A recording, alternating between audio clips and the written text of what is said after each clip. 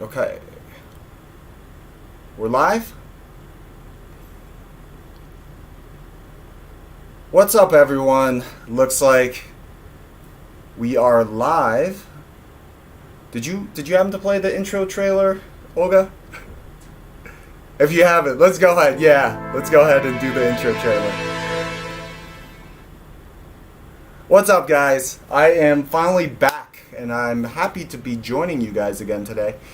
And today, basically we're going to be talking about the last video, like I had talked about in my last video. I'm going to review the previous video released.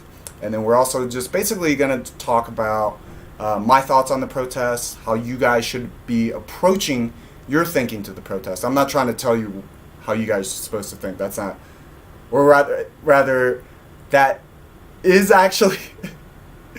How do I put it? It sounds like I'm trying to tell you guys how to think, but I'm not. So, but I'll get into that. So just letting you guys know, I already got a comment in there. Someone saying, can't wait to hear how I'm supposed to think about it. No, it sounds like that's what I'm trying to do, but it's not. So anyways, let's see. I am going to say hello to some people that's already in the chat. What is going on? Bishoy, dude, I'm so bad at this. Babe? I guess that's supposed to be Babe. And what's up, Jeremy H. J Dog in the house all the time. You got some comments in there about the protest. I'll probably get back into it. What's up, Keston Dodler, Deadier? And oh, Lisa Heinz, what's going on? Welcome back. Haven't talked to you in a while. Hopefully everything is okay where you are. I mean, I know you're a little close to where the action is happening, but fingers crossed on things being okay for you out there. Who else is in the chat? Sierra May. Oh, thank you. I do like this hair. I mean, there's a reason why I have it. But okay, so let's just get right into it. So we're gonna get right into basically. My last script is just obviously, it's a money topic, right? It's something that I personally can talk about pretty much all day long because I personally have had quite an interesting experience with money. Just to make a long story short, it's for me, it's certainly something that I've learned myself from, and it's definitely, how I approach money today is definitely very different to how I approach money maybe like 5 years ago, maybe even 10 years ago, maybe even 15 years ago, so it's one of those constantly evolving things that not too many people like to talk about, and it's actually a very important topic. Personal finances and how we manage money really is very important to how we live our life. Anyways, let's just go ahead and jump right in. So the first, number 12, Olga, can you pull up the lower third for the impulse shopping? There we go. So what we're talking about here with the impulse shopping, well, basically the thing is, impulse shopping is really bad just because the point is that you don't need it. If you need something, buy it. However, when we're just going on Amazon, just scrolling around, taking a look at things that we may want, things that you see, and it's kind of, oh, I may like it. I'm not too sure, and a lot of it is because of the marketing efforts by, whoever is selling that product or whatever, and they're making it very enticing to you. And this is essentially just kind of buying things that we don't need, and it's really for an entertainment purpose almost. It's because a lot of people just kind of surf the internet. You're going through Instagram, you see an ad, or you're scrolling through Facebook, you see an ad, and then you're buying these things that you don't really need. And the main point is, for every dollar that you make, whether you make a lot of money, whether you make not too much money, the main thing is you always want to make sure you get the full value of your dollar, right? And that's really what what this entry is about is just here. I'm gonna go back to the script over here and take a look at some of these some of the numbers on it. So apparently in 2017, Americans supposedly, this is according to slickviews.net, which is a rather pretty popular basically money website, and they say that Americans spend roughly $5,400 a year on impulse purchases, and that is a lot of money. You know, and multiply that. They did it for 60 years, and it's a total of $324,000 for over 60 years. So that's not with including inflation or anything like that. It's a lot of money, you know. Just a little heads up, the $17.8 billion in the script, that was actually, I think, I couldn't even really find that number. I think I just probably looked it up on a website and couldn't really find, just pretty much copied it over to the script wrong. So let's see. I'm gonna go back to the comments for a little bit. Milwaukee is a little crazy, yeah. My family gets all my money and time for the most part. Jeremy, J-Dog, okay, I hear you on that one. Family is extremely important, so it definitely makes sense. And, okay, alright, let's see. Let's go back to number 11, so credit cards. So here, the way that you should be, not just you in general, this is how I treat credit cards. And oh yeah, number one, financial disclaimer. This is all my opinions. I am not a licensed financial advisor, anything like that. Please don't take any investing advice from me. These are all just my opinions. Okay, that disclaimer out of the way. Credit cards. A lot of people use credit cards and basically to spend money that they don't have, and that is really one of the quickest ways to run up debt. I mean, when you're spending money that you don't have, there is actually an underlying problem there, right? Whether it's because as unfortunate as the situation may be, some sort of emergency comes up, or maybe you're buying something that is just something that you really wanted, but you just don't have it, right? The number one thing is that we should always have something, a little bit saved up, right? And the way that I see credit card spending is, if you can't pay it off, then don't buy it. And I understand that for some people, that's almost like, how do I put it? They probably don't make enough money to cover up some of the expenses that they've had. But in our life, we do have plenty of time to plan these things out, so to speak. And we have a lot of time, and there's enough resources on the internet to kind of figure out maybe like a side hustle. If you need to make more money, there's definitely ways to do it, and the resources are out there.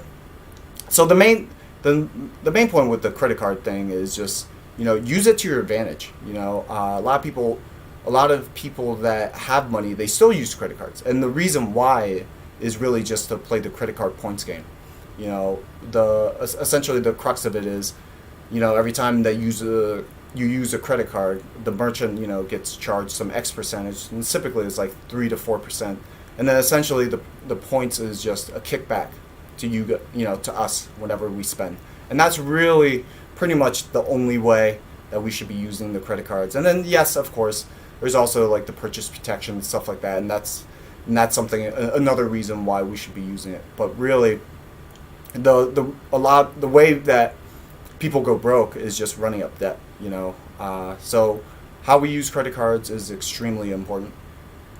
Okay, let's see. I'm gonna go back to the comments. Quick comments here. Yeah, J-Dog, I definitely hear you. Can't take your money with you. So that's, if we can, that actually made me think of a really, a thought just popped into my head. Yes, it would be really cool if we knew, like, exactly how long we're going to be on this earth. You know, like basically you want to have enough money to do all the things that you want to do until basically the day, your last day here, right? Except the problem is we don't know how long we're here. And you're right. Maybe, tomorrow everything, the way 2020 is going, you don't know, right? So, yes, spend money on things that you need and it brings value to you, but don't just spend it frivolously, right? So, let's see. Number 10. Okay. So the next one is too much home. So this one is basically a pretty interesting topic because a lot of people, they have, how do I put it? Most Americans, or the majority of Americans, actually own a home, and I think a lot of you guys know that. And yes, we can build equity in a home, and homes are investments. However, once how do I put it? Once you start buying space and essentially kind of like luxuries for a home that's way beyond your budget, that's definitely going to be an issue because owning a home isn't cheap. There's homeowners insurance, there's the whole property taxes. I mean, property taxes for an expensive home. Let's just say like $1 million home. I mean, 4 or 5%. That's 40-50K a year. That's a lot of money, right? And I do agree with the fact that you're building equity in it, but a lot of it is just it's stuck in the home. You don't really see it until you sell the home, right? And that may be however many years down the road. And essentially, it's not contributing to cash flow. In fact, a lot of homes you could be building a lot of equity, but you could still be in cash flow negative, right? And that can certainly put a lot of stress on a lot of people. So basically, the thing is this, everyone's situation is going to be different, but just don't buy like a huge home that's gonna, let's say the mortgage like takes up like over half your income, something like that. It's not worth the stress, right? That is with what Too Much Home is talking about. I mean, even with going back to the script, like with Nicolas Cage, this is a guy that's worth over $100 million, and he went bankrupt because he bought like so much random things, right? I mean, that's just one example. Another example I threw in the script was Evander Holyfield, right? Going back to the comments again. Let's see, Mr. Fulton Mraz. Next month is your 21st birthday. Okay, hey, that's a big. I remember my 21st celebration. Probably a little not safe for YouTube consumption, but happy early birthday. Lisa Heinz says, "I just don't do credit cards. If I don't have the cash, I don't buy." There you go. Yeah, that's essentially the right attitude. How we approach money is really indicative of how we approach life, right? Just kind of how we essentially run one of the most important things in our lives, right? Because like if you don't have money, you really can't do too much. So that's definitely something that we should all have control over. Okay, next one, screen time. So this one is pretty easy. A lot of people, basically what a lot of rich people don't do is just spend all their free time essentially doing leisurely activities, right? So like, we're not saying don't enjoy life here, right? Don't relax or anything like that. However, ultimately we have to understand what we actually want to do, right? If we actually want to have some more money to do some more things, one thing that you can't do is just watch Netflix all day or surf the internet all day and expect to just have pick up a new skill without putting in any work, right? So what a lot of rich people do is like, they have the mindset of just moving on to, meaning rather, they have the mindset of learning a new skill set that enriches their lives. Sometimes it doesn't really even have to be money related, right? It's like learning a new hobby, learning a new activity, and a lot of those things, they add a lot of value in our life. But that's really the mindset switch right there. Is just doing activities that add to our life in the long run, right? Versus just sitting around watching TV and just kind of like trying to make the time go by. So that is what that entry is about.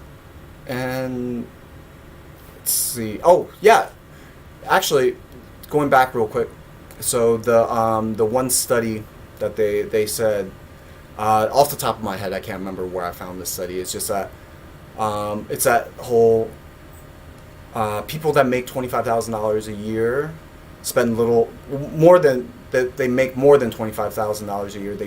They spend little to no time playing video games or watching TV. And then on the other hand, people that make less than $25,000 a year tend to spend a lot of time on these activities. So it's something to think about. Okay, number 8, useless fees. So basically, this one it comes down to planning itself. I mean, one of the most annoying things is having, let's see, I used to accidentally, let's just say, forget to pay a credit card bill, or maybe you forget to pay like a utility bill, and then you just pay like a little penalty on top of that. I mean, all these things really add up, and they're really unnecessary. All we have to do is just grab our phone and then just put it in like a little alert in there, and it remind us, oh, okay, it's time to pay the bill. It's time to cancel the free trial on HBO Go or something like that, right? So the main thing is basically, I mean, this one is just being prepared to do, just being prepared. And if we're always consistently, paying useless fees, then that means that there's something deeper, at play. It's a deeper issue than just having to pay the fines or whatever. So the easiest hack that I have is for anything that's number one, I auto pay all my bills, right? That's just pretty much just set it and forget it. And this is for bills that's recurring, whether it's rent, mortgage, utilities. I mean, just things on auto pay. And then what I do for subscriptions is if I'm doing a free trial of something, and what I do is I just go ahead and set the alert on my phone, and that way I just don't accidentally, next thing you know, right, you forget about the subscription you've had, and then you're looking at your credit card bill 2 or 3 months later, and you see these charges, and you're just like, okay, wow, whatever, right? So, okay, all right, number 7. So the latest technology, and let's see here. So the thing with the latest technology, this is another kind of like the mindset shift here. We don't always need the newest gadgets, and someone had written in one of the comments in the previous video, how like a lot of rich people get free stuff, and it's true, and that's like kind of the main point here is, only buy something only buy something if you actually need it. If you're upgrading like an iPhone just to upgrade an iPhone every year, I mean, it's kind of useless, right? I mean, for me personally, I actually just upgraded my phone, but last time I did that was almost 4 years ago, right? If it's not broke, and if it still works, and it's still adding plenty of value in your life, then it's fine. It's the incremental, like the extra features. It probably just doesn't justify the price that we're gonna have to pay for a new one. So the next one, making it rain. That one is that. I think we can all be really guilty of going out a little bit too much. At least for, when I was younger, I went out a lot. Like when I was in my 20s, probably I would be out, 2 or 3 times a week. And yeah, of course, it's fun to socialize with your friends and whether you're out at dinner or you're at the bars.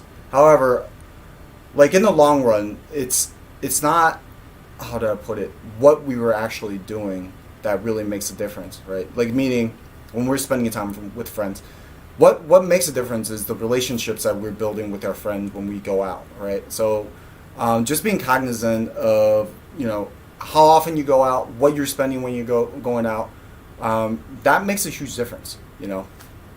I know it's titled "Making It Rain," and I think here I also threw in a club example. Yeah, going out to the clubs is definitely, if you're doing it every single weekend, I think that there may be it may be money that you don't want to be spending. Of course, like if you're absolutely completely rich, then that's one thing.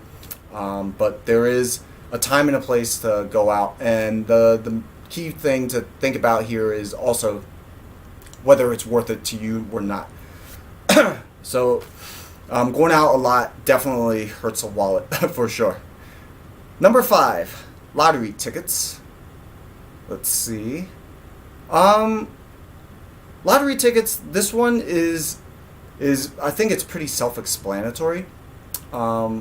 These are, if you kind of look in the long run and basically see how much money that people spend on lottery tickets, and then take a look at how much they actually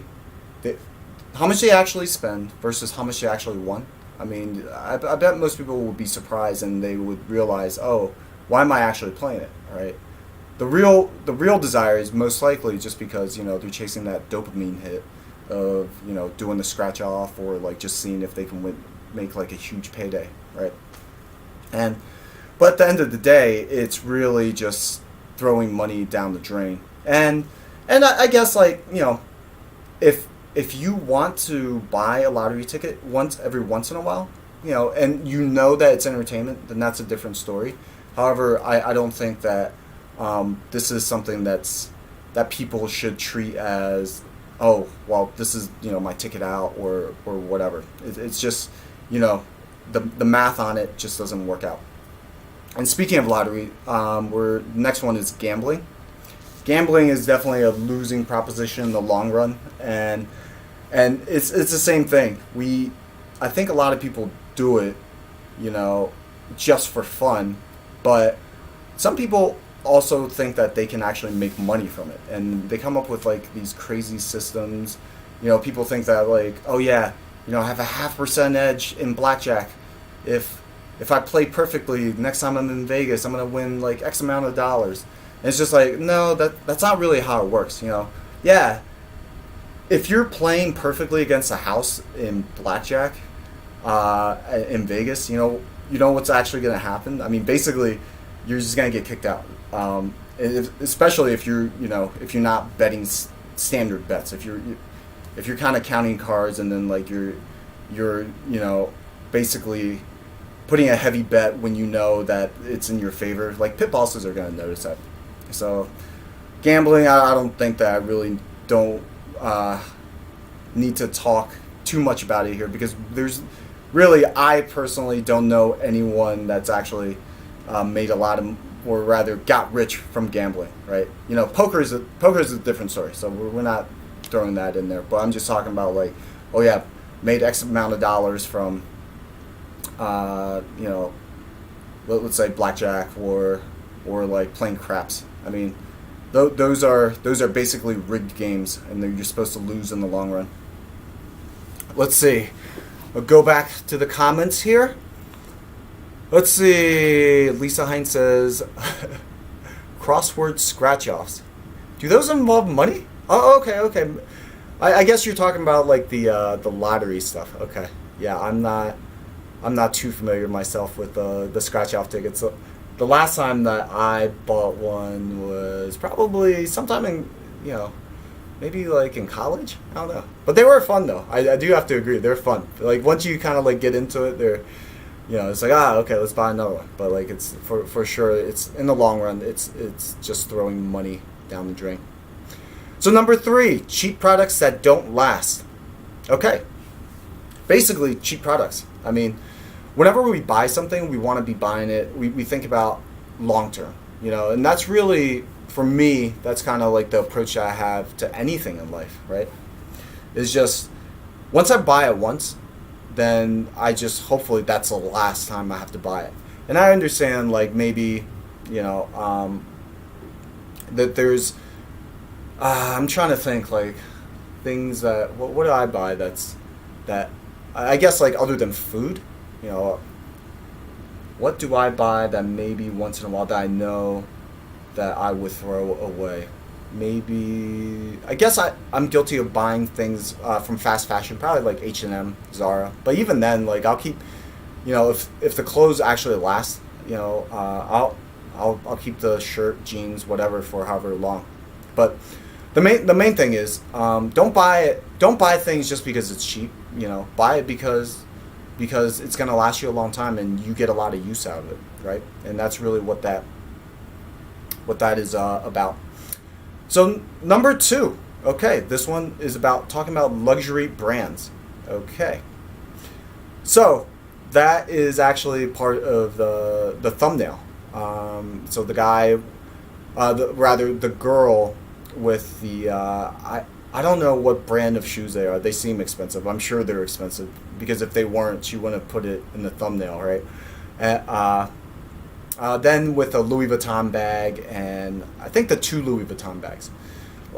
So number 1, the main thing is, a lot of people, they buy those things not for themselves, and that brings up another point. Whatever we do in life, we do it for ourselves, right? We don't do it to try and impress other people or make other people think more of us, right? This is something that I think that a lot of luxury item buyers, they do it for the wrong reasons. They do it because, like, they're trying to show, like a facade of themselves that's not really there. And really, that's, how do I put it?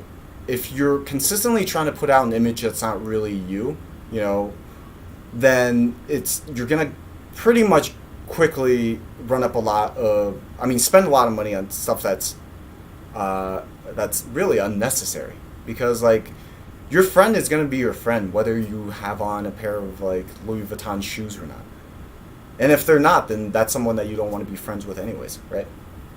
So that is the main thing with the luxury brands. If you buy something nice, buy it for yourself. Buy it because it's truly something that you really like, and it's something that that you bought, and that's it, right?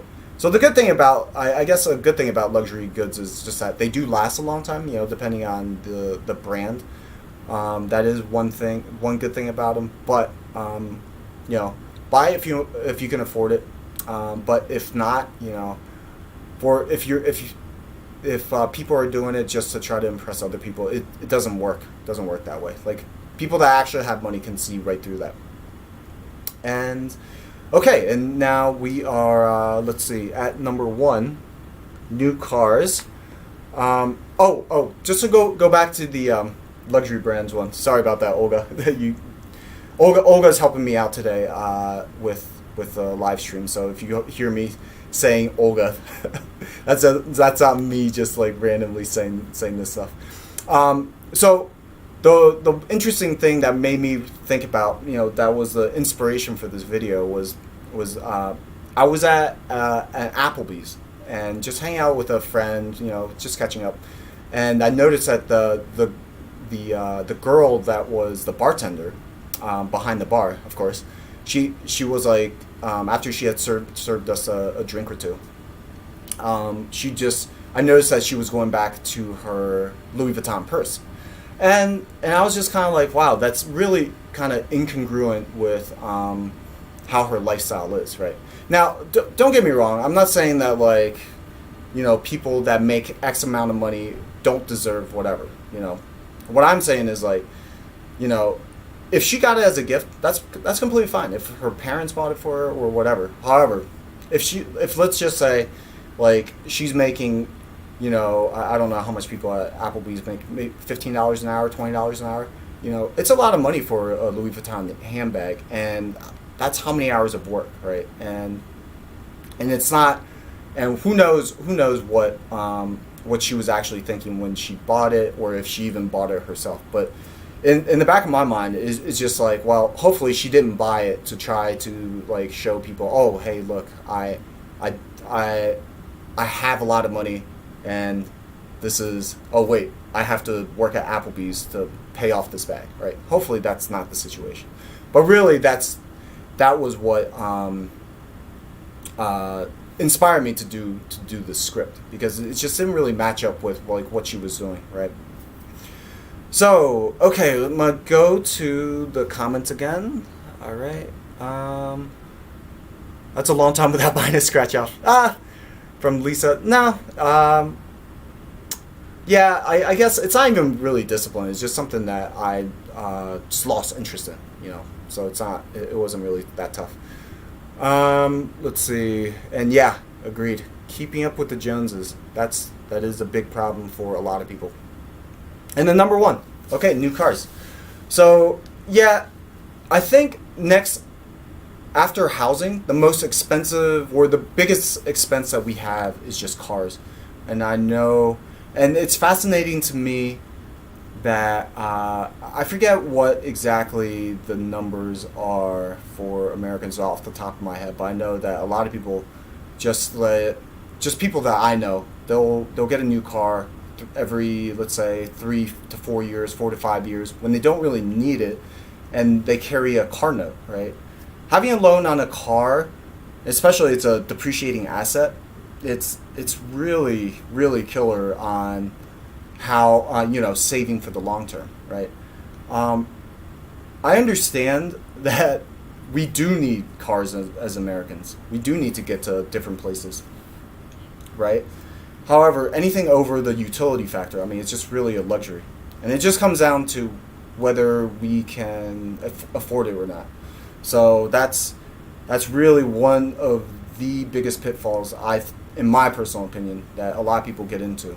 So for me personally, I've been fortunate enough to never have had a car note.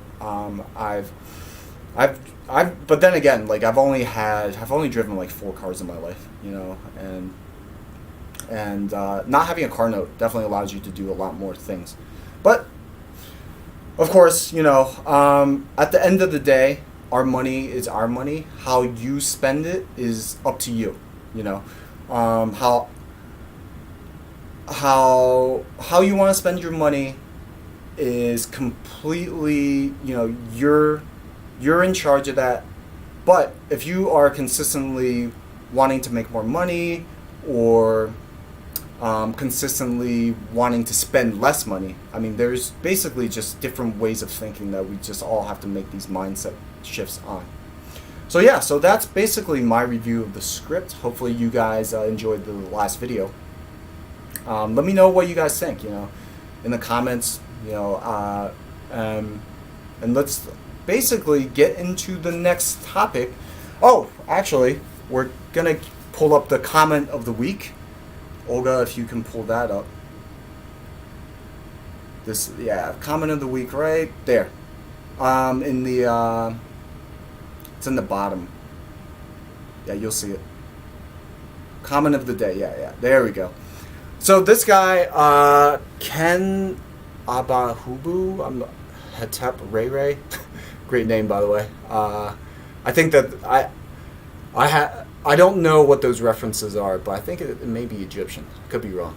But anyways, he says, if your mind's not right before money, it won't be right during your life. Change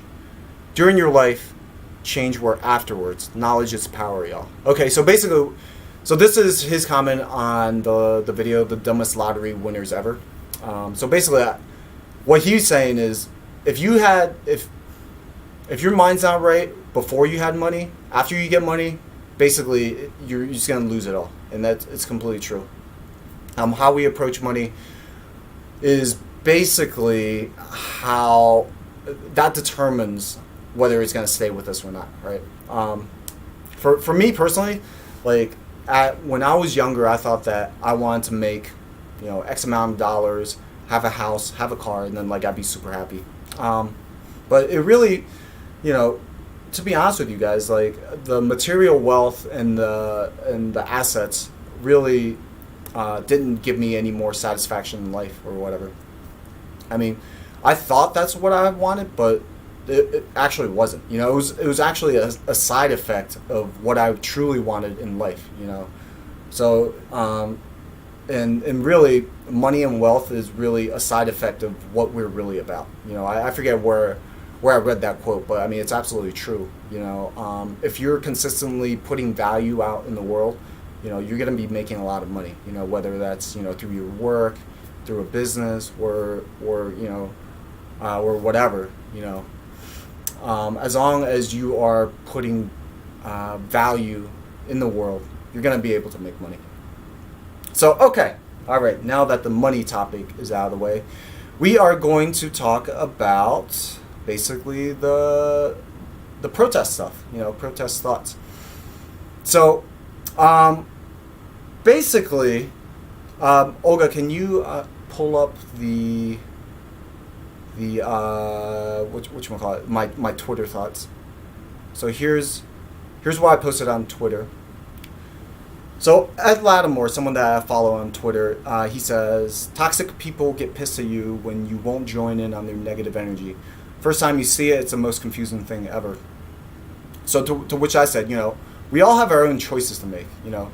Forcing people into your own beliefs is completely selfish. So this is exactly what I was talking about at the beginning. It's like, this is really how you should be approaching this. I'm not trying to tell you guys how to think. In fact, I'm telling you that like the opposite. Have your own original thought. Don't let someone else guilt trip you into feeling a certain way. And that's really what's going on with the issues that's happening to the U.S. right now. With George Floyd and the police and just really the country's mood in general. I know that people will be like, oh, what you don't talk about on the issue is definitely is deafening, right? Or maybe something even as extreme as like, oh, you should be doing this. Like, why aren't you? If you're not on our side, then you're against us. That's completely not true. If you care about an issue, you're gonna do whatever it is that you're gonna do. Whether you maybe you don't believe in the issue, and that's okay too. We're all human beings here, and we all have our own thought. So the main thing is, don't be pressured. Don't feel pressured to feel a certain way. How you feel is how you feel, and that's really completely up to you. So don't let someone, guilt trip you into doing something. And basically, they're really just trying to, feel better about themselves. And that brings me up to the to Blackout Tuesday, which is if you're not familiar with that. That was the day that on Tuesday when people decided to just say, oh, okay, let's just post a black square and to show kind of like your support for George Floyd and show support for the protests. And I actually saw this meme on Instagram. If you can pull that up, Olga, this is SpongeBob activism. This was I forget the poster. It was some I think it might have been Sparta, or that's actually the name of the account. You're supposed to say Sparta like that. Anyways, Instagram users after posting black squares and tagging 10 friends. That's enough activism for the day. Ooh, yeah. I mean, that's, how do I put it? I think a lot of people do that. Ultimately, it's just to make themselves feel better. And I think this is, my friend could actually say this a lot better. Olga, can you put Scott's first post on? So, okay, so you could probably make it bigger. So my friend, so this is a personal friend of mine, and don't worry, his actual his actual real name isn't on there. So he talks about, if you're my friend, this I'm gonna go ahead and just kind of read a little bit of what he wrote. So he says, if you're my friend, please read and swipe right. So he's talking about, what are you gonna do? Seeing all of the black Instagram posts actually made me angry. So the black Instagram posts, he's talking about like the black squares. Randomly, he started going through his Facebook posts, and basically he's talking much like it is. People just do this stuff. They'll post a black square. Maybe they'll post like something on their profile, but they don't actually do anything. So he says, the reason why it makes me so angry is that no one's actually going to do anything. Over the last 10 years, I realized I've posted on social media countless personal and embarrassing stories about racism, and I feel that all that's changed is people's willingness to say the right thing. And I completely agree with him. Like, people are only saying that just to kind of like fit in.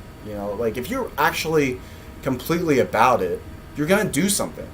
So just to give you guys a little bit of background on Scott, like he's basically an entrepreneur, and he goes into businesses that addresses the issues that he talks about. So I'm gonna read a little bit more. So let's see. So he says that I actually tried. A lot of my actions were me trying to get in some small way to fix what I felt were systemic and structural issues. I did everything from coaching basketball to volunteering at organizations like National Foundation for Teaching Entrepreneurship and mentoring with junior achievement. He even quit his job and tried to become an entrepreneur, working on the very problems that he posted about. From my first startup, which was to use AI to help detect bias in the Olga, can you pull up the second one? Post number 2. Let's see. Help detect bias in the news so we could all talk about actual issues. To my second effort to make an app that used augmented reality at meetings and events to help reduce implicit bias. Now here's a man. I mean, you guys get the gist. What I'm saying is, like, this is a guy that just doesn't talk about it. Like, he's about it. If you actually care about something, you're going to put things into action. So that's just something, goes back to, like, the whole guilt trip thing. Like, don't let people that guilt trip you into believing issues that maybe you have no interest in. But if you really do have a genuine desire to help, then do what it is, do what you can do to help. And don't just, post a black square or do things on social media, because like ultimately at the end of the day, what does that really do, right? So he and I actually had a conversation. Like he was just saying, like, he doesn't get like how that really helps anything, because it's like literally a thing on just doing nothing, right? So yeah, that is Scott's post, and I thought that was a really good insight from a guy that's in it. Oh, and it excuse me. And if it makes any difference, by the way, Scott, in the post he did say that he's a black guy. So, I mean, I'm not sure how much of a difference that makes, but just a disclaimer. Let's see, Parker Tesh, what's going on? Okay, there we go. I remember you. Welcome to the chat. Welcome to this live stream again. Lisa, yeah. Tragic death of George Floyd. Oh, I haven't seen. They killed a 17-year-old young guy, the exact same way. Yeah, I'm not too sure. I haven't followed up on that, so that is very sad. My thoughts on it, on the protest. I'm not gonna go too deep into it, just because I had addressed it on my last live stream. Yes, the protests. I think we're all on the same side. This is like the one time that we're all on the same side. Police brutality is definitely something that has to go. The way that the police treat us, definitely, it's something that has to change. What it is, what it should be, I'm not sure. I don't have the solution. Is it something like, when soldiers are overseas in Iraq or something like that, where they can only shoot when the other side is shooting at them, maybe something like that. I don't know. But at this point, the police, they're there to protect us, and too many of these events are happening. One is already too many. So I definitely agree with the protests. However, 100% not on board with destruction of property or looting, anything like that. That's not the answer either. Protesting to make changes and having awareness of issues, definitely good. Looting, violence, all that, no, definitely do not agree with that. Okay, and let's see what else I wanted to talk about. I believe that is pretty much it. Yeah. Thank you guys for joining the live stream. If you guys have any thoughts, definitely let me know. I always want this to be an open discussion. Again, just a reminder, I'm going to be doing a lot more live streams, and the video releases, they're still going to happen. And I know that some people probably think that the channel is going to change a little bit, or like it's going to be something completely different. No, it's not going to be completely different. It is definitely going to change a little bit, just in the live streams. But the content is still pretty much going to be the same, except you guys are going to be seeing me a lot more. So let me know how you guys feel about these issues, what your thoughts are, whether you agree with me, disagree with me. Leave a comment, and we will do another live stream sometime soon. Thanks for showing up and taking a look back at the comments. What's up, Brianna? And then Lisa Heinz, I drive a 99 Beetle. Oh, that is pretty cool. That's pretty cool. I am all for peaceful protests, but not yeah, agreed. What I don't understand and what pisses me off is the police inserting agitators. Is that true? Do police actually do that? Who knows? If they're actually doing that, obviously that's completely just not right. That's something I don't agree with, but who knows if that's like actually something that's actually happening. But okay, thanks guys. Until the next time, appreciate it.